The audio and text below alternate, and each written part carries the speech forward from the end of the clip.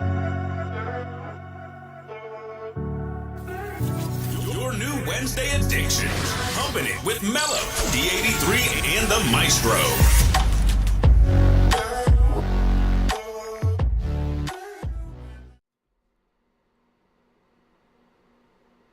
Oh, sorry. Hello and welcome, everyone. The week is almost over. You're halfway there. It's Wednesday, hump day, and you're now humping it with Mello, D83, and the Maestro. Please get your mind out of the gutter. Good evening, podcast fam. Thank you for joining us tonight. We have a great show for you. We have some special guests who I would love to introduce. We have Alley Cat and we have V. So tonight, our discussion with us is dating. Is there a paradigm shift in men and women's roles? Let's talk about it. Do you have anything you'd like to add, Alley Cat? Yeah, I think that we can start with a paleoanthropic perspective of this. You know, we go back and look at why did we couple to begin with? Why do we date? Why do we try to seek a partner? And, you know, other than procreation, the top thing is going to be tribe. We're going to build a tribe. We're going to build a family. We're going to build society. We're going to have culture. And as we do that, that is where the differences in men and women really kind of shine. So we go back to, you know, the basics. So, you know, men are very single-minded, focused. They're going to go out, gather resources. You know, they're the ones who will bring in the food, bring in the wood, bring in the stone. While the women are able to multitask better. They're just really good at that kind of stuff. They're really also in tune with the emotional needs of the tribe. So somebody needs more food, somebody needs more rest. She also knows, you know, you do need more wood. You do need more stone. She needs more building material. She needs more storage. She needs more protein. She'll give that list to the man, and the man will go out to go gather those resources to provide for her so that she can then provide for the tribe. So from that perspective, if we have an agreement on that, if we don't have consensus, and that's a different discussion, we can definitely have that as well. But from that perspective, you know, we can then move into the modern day. And, you know, how does that play out when we're looking for mates? Because, you know, you hear things like, I don't need a man. We have boss babes. We have, you know, women can provide for themselves. So, you know, where then does the relationship really come together? Why do we build this unit?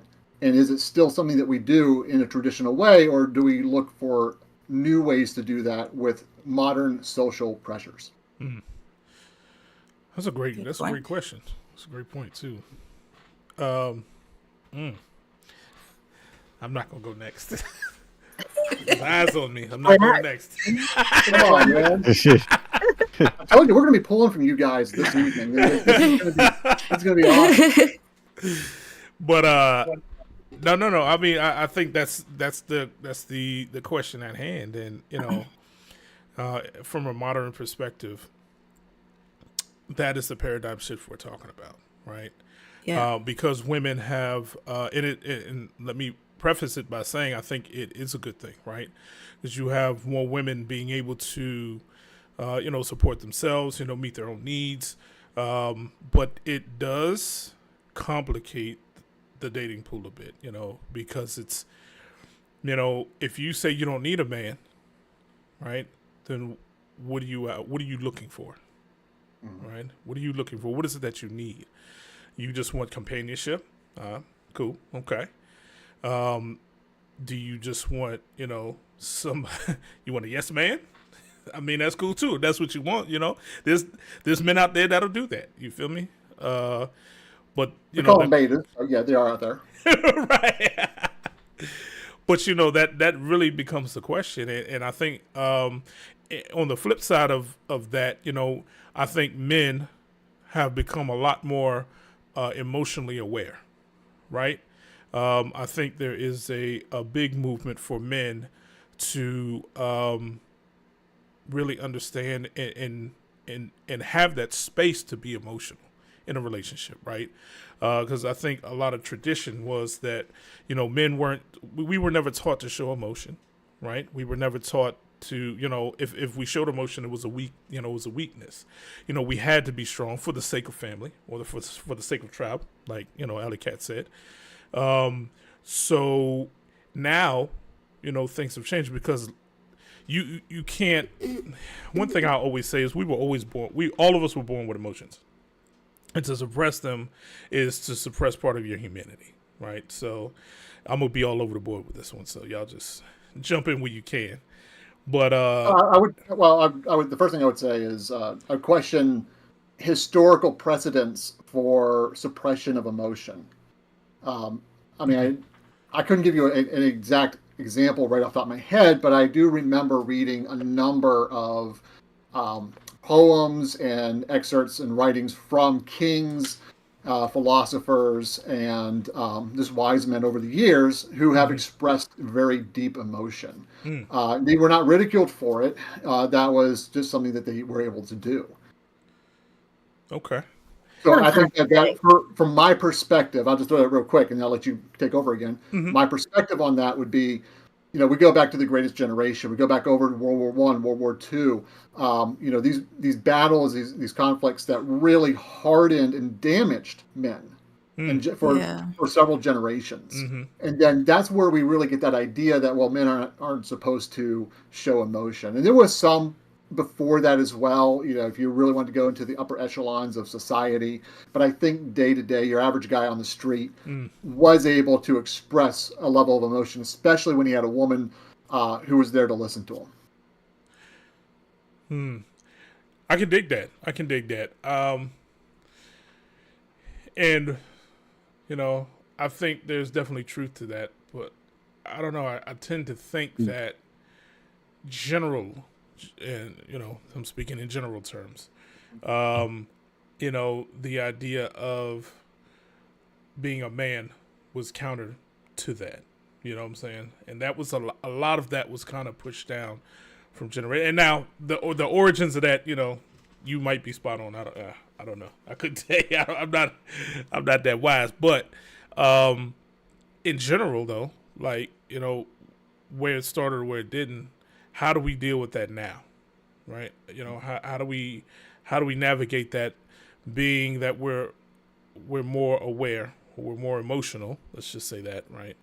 How does that fit in with the dynamic of dating and having a woman that sees or doesn't necessarily need a man? And again, this is not speaking to all. This is not encompassing all. I just want to preface that too, right? We're talking about, a dynamic here, so. But why does a woman have to need a man? Like, I think that's something we need to get away from, because needing a man and wanting a man are two separate things. I think we have to change our mindset and saying that it's okay for a woman not to need a man. I agree. Because if I need you, I'm relying on you. Whereas if I want you, we're together because I want us to build something together, and not that I need something that I'm lacking. Like, I have everything I have, so I'm not lacking anything. So I just want a man to kind of complement what I already have. So I think we got to get out the mindset, women they say they don't need a man. Yeah, we don't. A man shouldn't want a woman that needs them, right? Well, I don't know, but no, I feel where you're going. I know where you're going. It's okay not to need a man. Yeah, no question. But to want one, Because I think ultimately, so here's what I would say to that too, because it's kind of two parts. I'm not going, but. I don't think in a relationship there should not be a specific need for anyone, right? So there should always be the idea of, a one, or, I like this person, I choose them to be this, let's create this family, let's create this tribe or whatever. But so I guess the term, when I say need, let me backtrack. Well, just real quick, there's, if you want to enter into the dating pool, you want to look for a relationship, you're looking to need someone to counter you. So, yes, it is fine if a woman decides that she does not want to date, she is not interested in a relationship, she doesn't need that other person in her life, that's fine. We're not trying to say that that's wrong. But when you are trying to look into a relationship, you're probably going to want someone more than just an accessory. Mm-hmm. So, for example, like here are two top things that men. Here's the first. What's the top? Actually, can anyone tell me what is the number one thing a man requires for any kind of relationship of any kind to work? Probably not PG, but I was gonna say. Wow. I was gonna say looks. I was gonna say looks. So it depends. I'm gonna go a little. So, now if we're talking for a healthy relationship, I would say communication. But if we're talking, outside of that, I think men have the need to feel needed. That's what I was gonna say. That's in my opinion, that's number two. Okay. So very, very, very close to getting a segue in there. I would say the very top thing is respect. Without respect, any relationship of any kind will not work. Correct. And as Robert, as Maestro was saying there, is that So the name's right here. Again, we respect each other, so we have this relationship. So I know you. Exactly. But the second thing is going to be, appreciation. Mm-hmm. We're going to want to be, appreciated for what we are able to do. So when we look at the relationship dynamic where, let's say some women will say, I don't need a man, but they're still going to try to do a relationship of some kind. How can we fulfill the roles or fulfill those needs for men of being respected and being appreciated? Yes. And that's I think a big key. Especially when I think a man tries to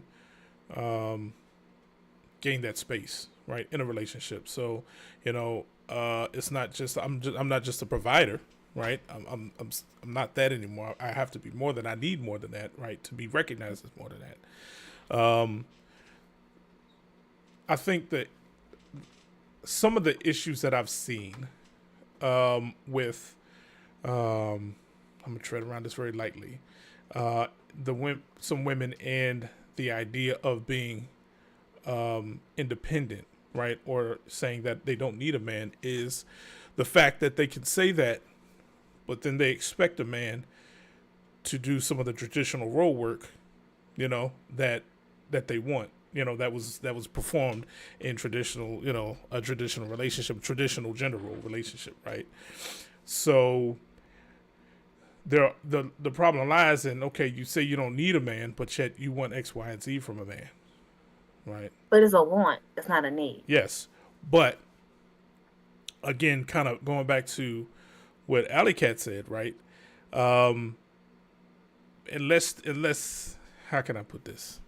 Unless you all have a open communication and discussion on what that balance is. Right. And you're expecting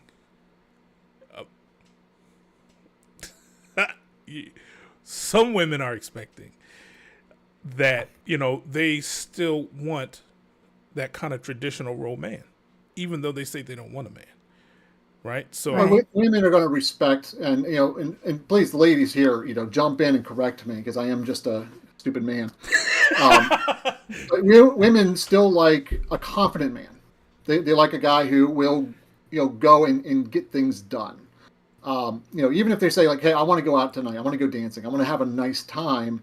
Then she hands that off to the guy to make that happen and make that happen for her.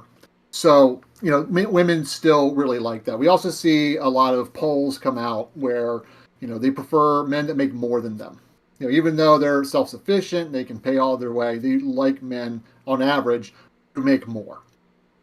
They like men who are just, they'll kind of command the room.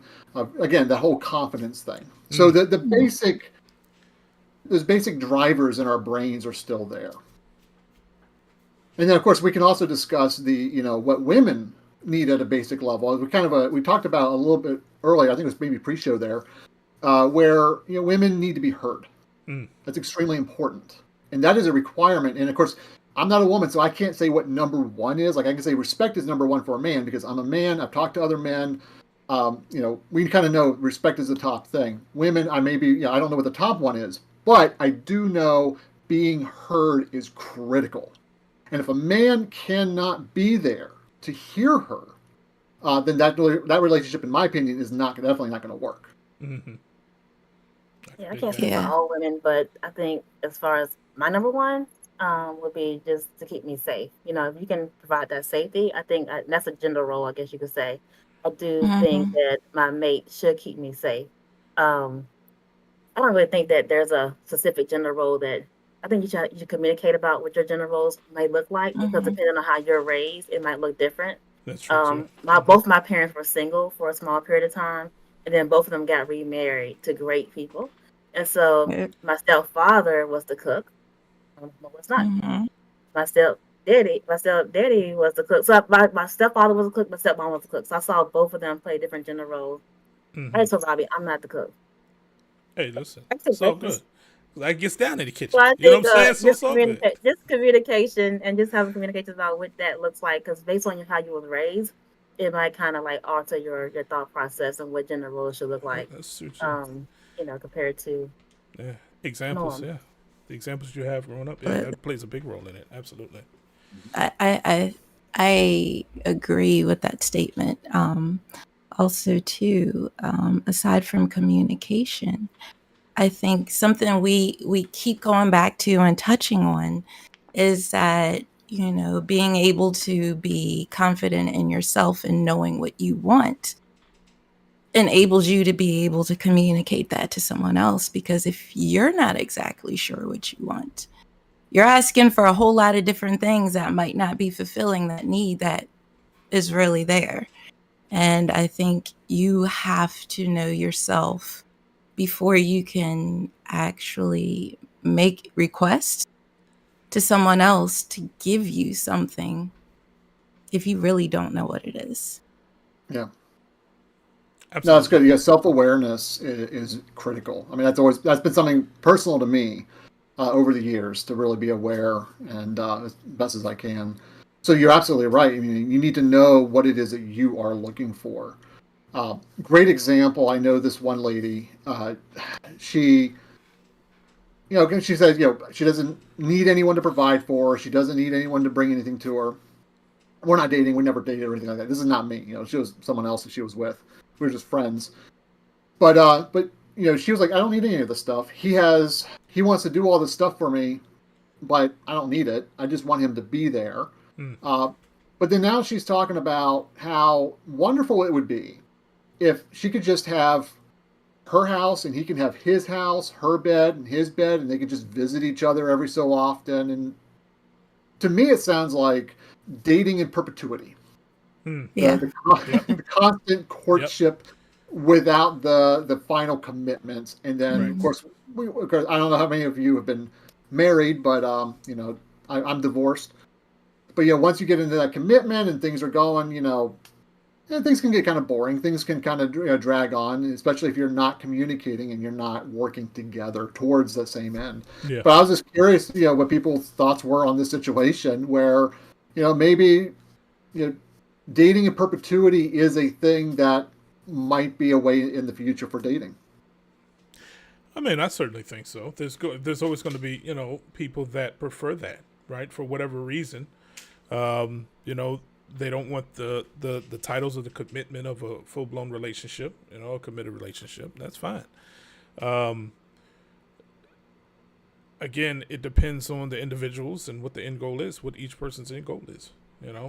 Clearly, it sounds like, and just to use your story as an example, I have to ask if it was communicated, right? If she communicated to him and he communicated, if that communication was there to establish what their relationship should look like between the both of them, because it sounds like, he was kind of into the whole courtship thing, right? And he was trying to, in essence, do what he was supposed to do or what he thought he was supposed to do and things like that. And she just ain't with it, but.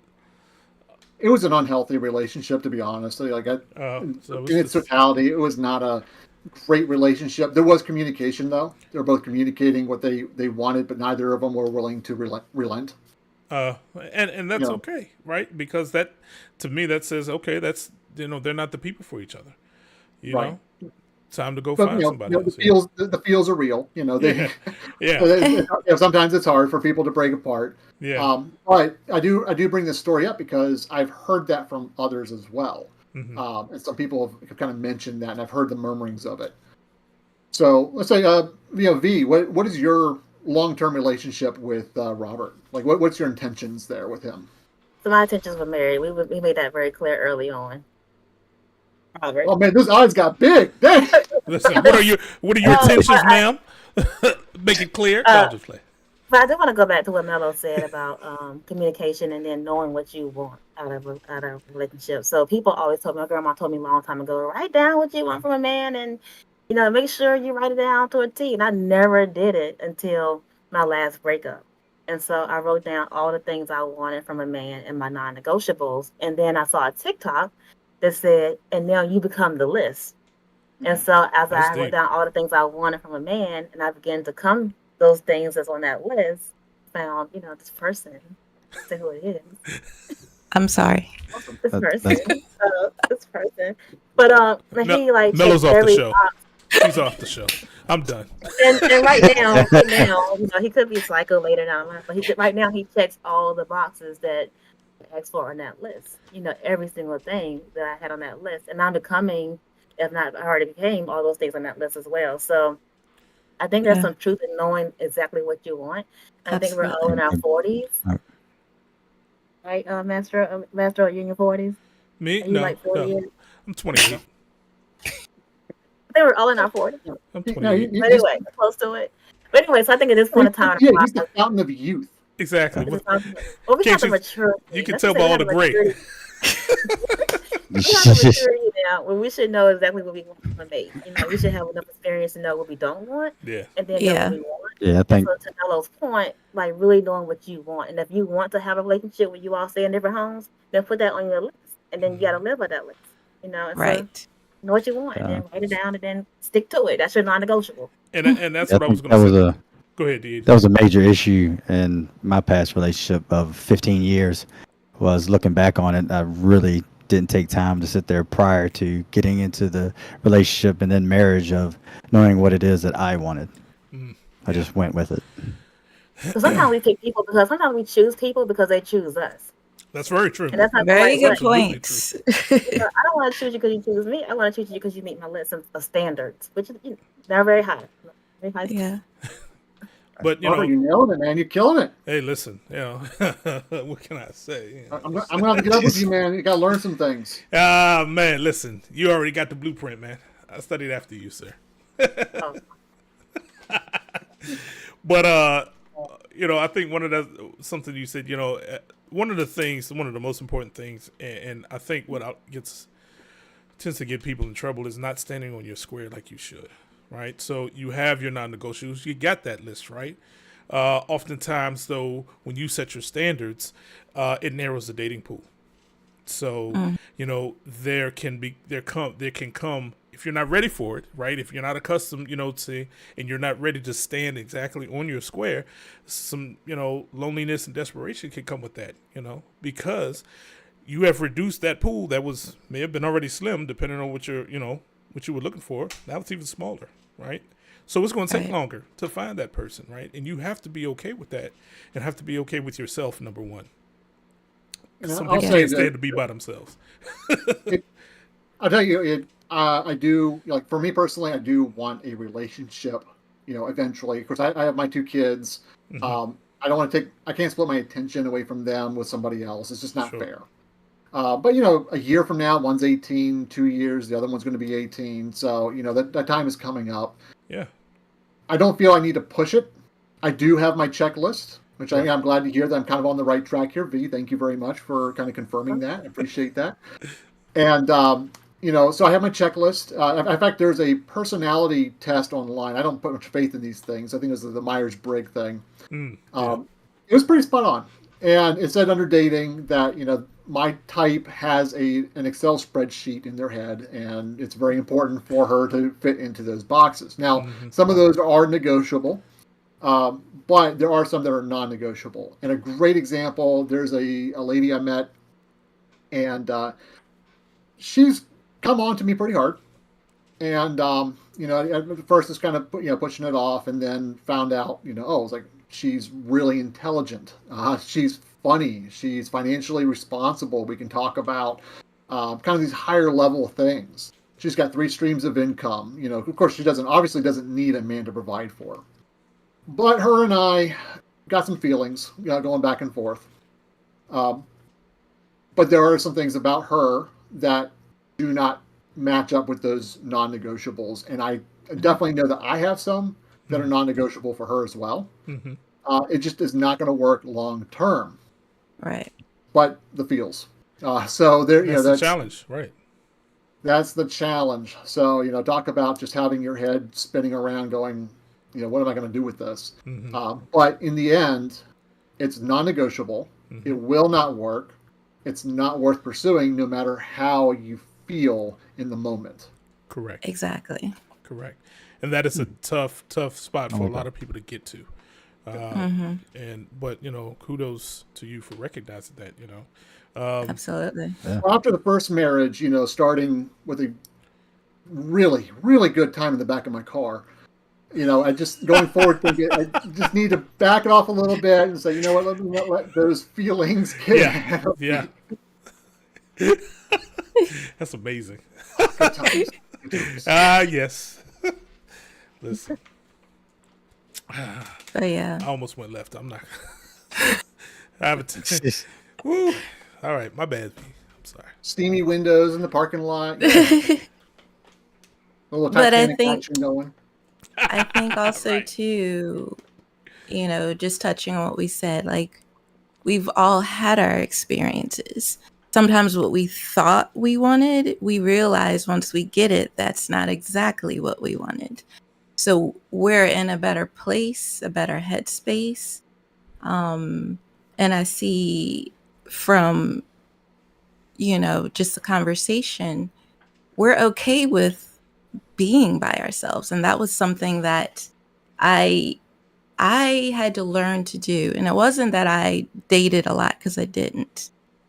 But when I was like, yeah, I'm single, and you better be pretty amazing to change that.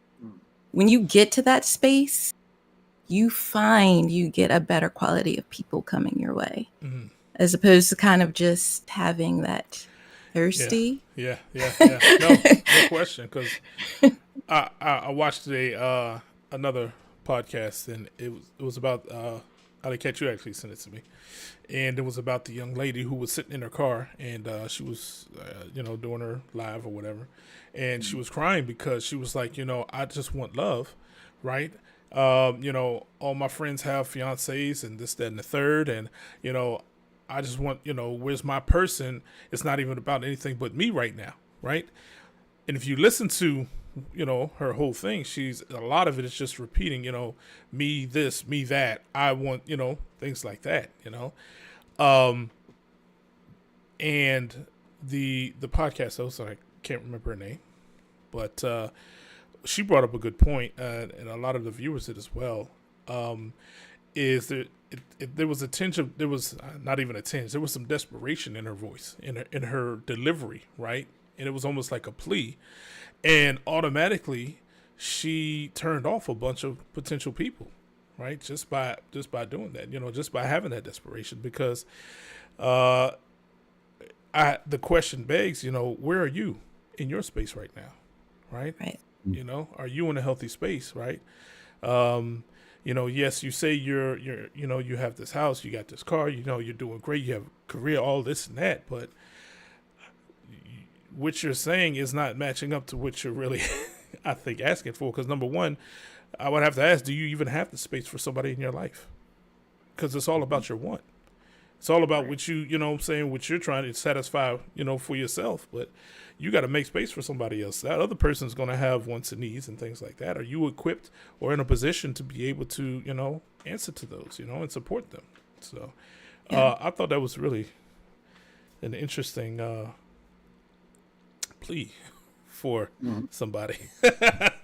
But it was a good point, because you're always going to get people from different sides. Because there were some in the comments, there were some women that were saying, that she was, they sympathized with her, and one of the comments quoted some stats about men 18 to 25 have completely left the dating pool. They're not dating or not doing anything.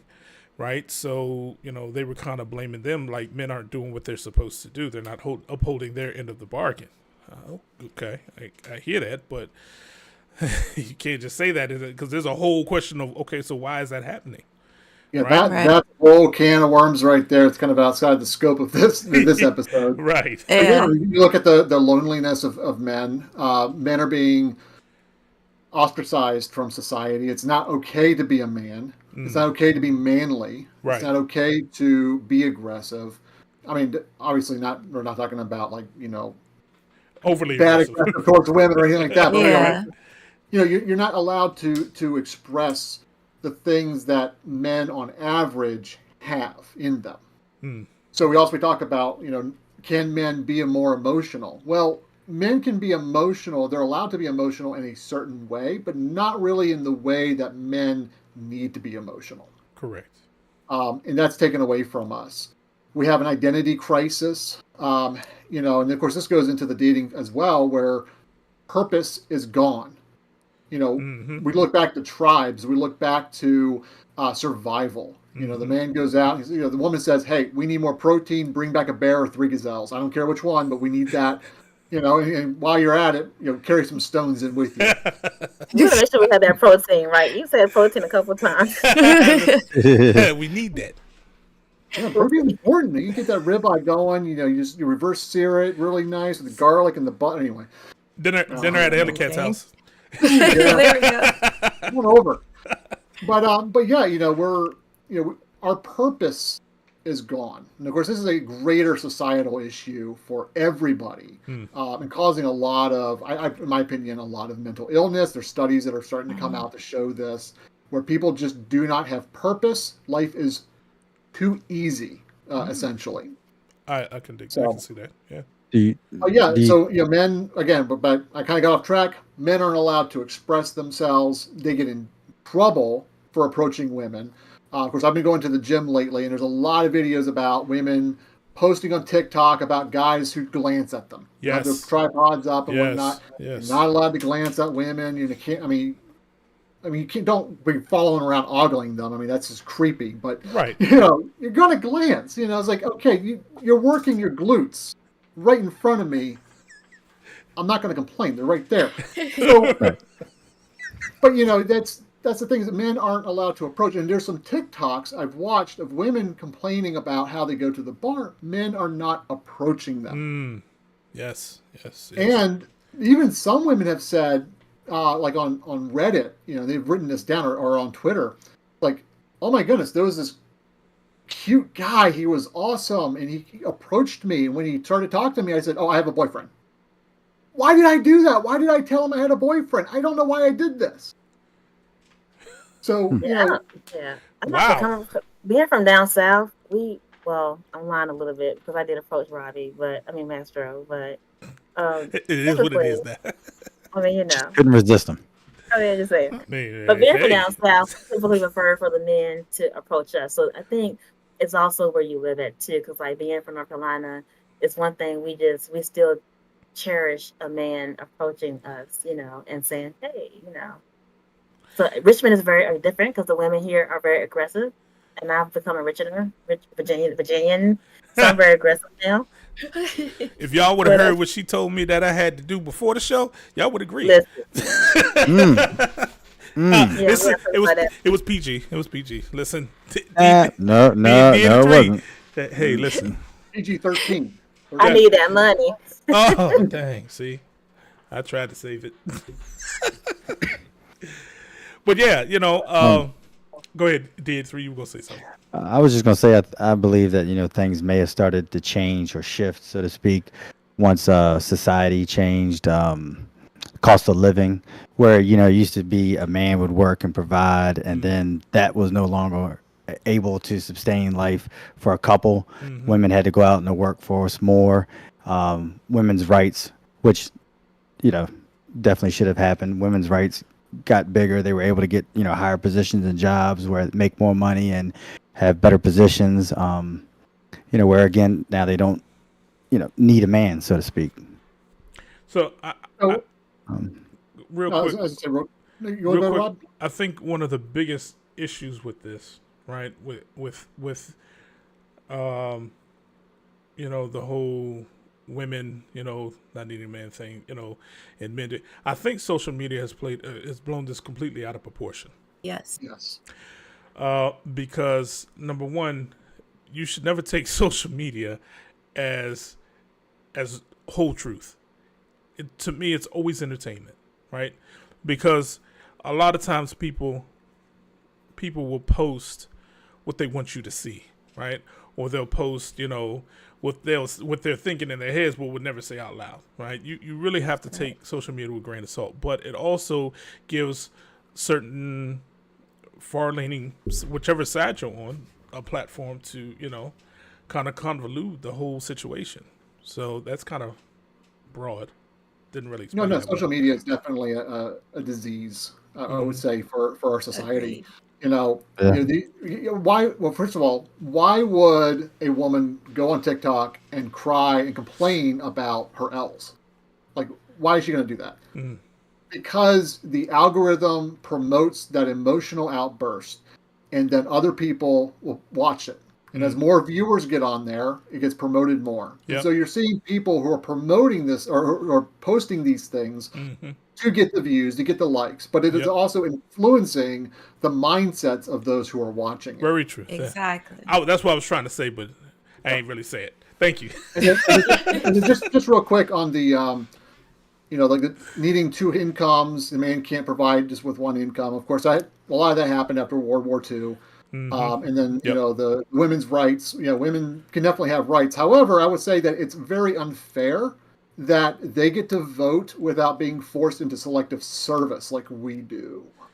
Just to throw it out there, Yeah. But I wonder if that's going to change, because at one point women were not allowed in the Marine Corps. They were not allowed on Navy ships. They were not allowed on submarines, but they are allowed to now. So that might be something that will end up changing, because they are soldiers.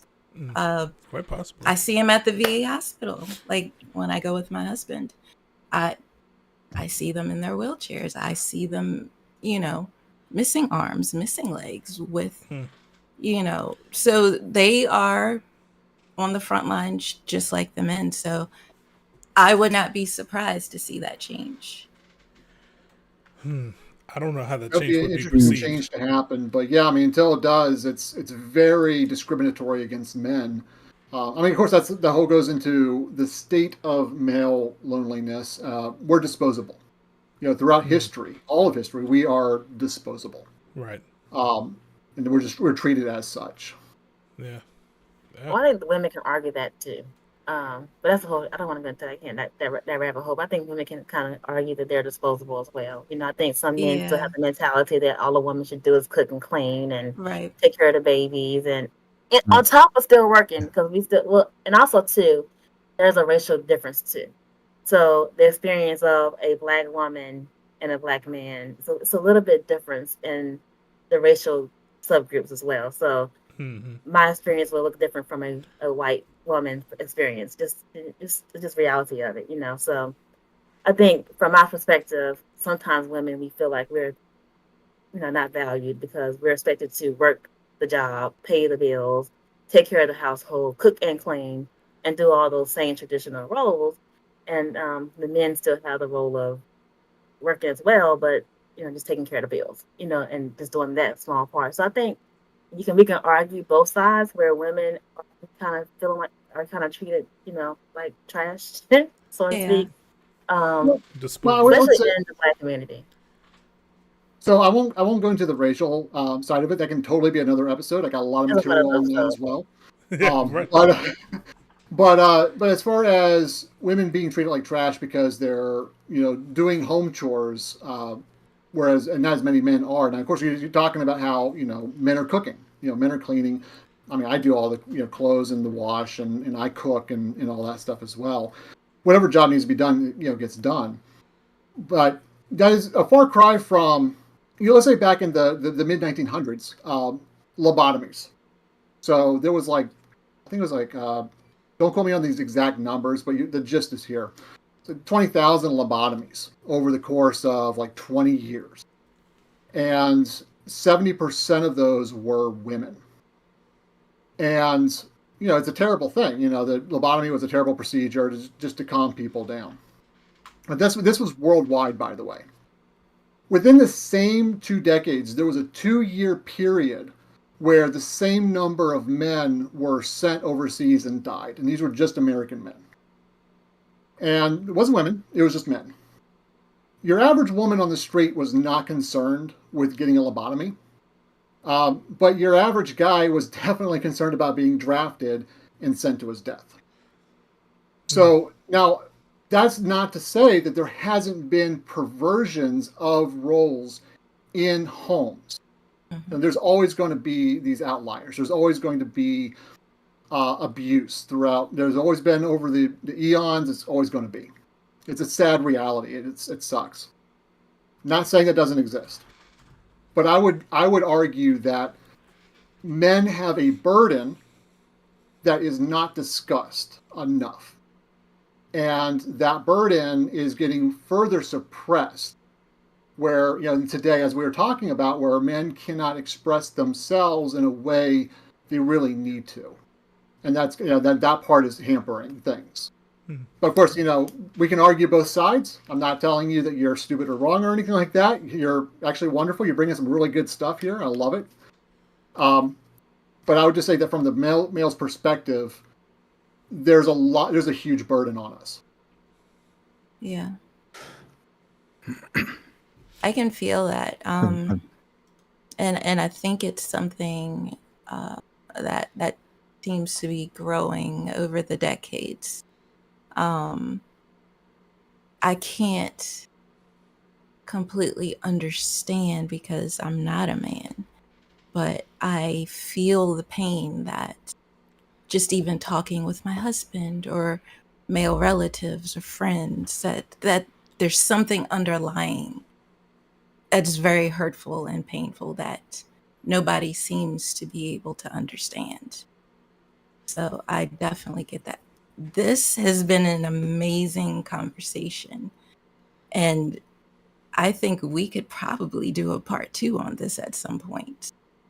I can't thank Alicat V enough for you for joining us tonight and bringing some wonderfully in-depth and deep perspective to our show. Thank you so much. And again, we hope to have you visit us again very soon. I think that'll do it for us tonight, everybody. We appreciate you tuning in. If you haven't already, please subscribe. If you have any suggestions or even any ideas, topics you might want us to discuss, drop it on our YouTube page. And until next show, peace out.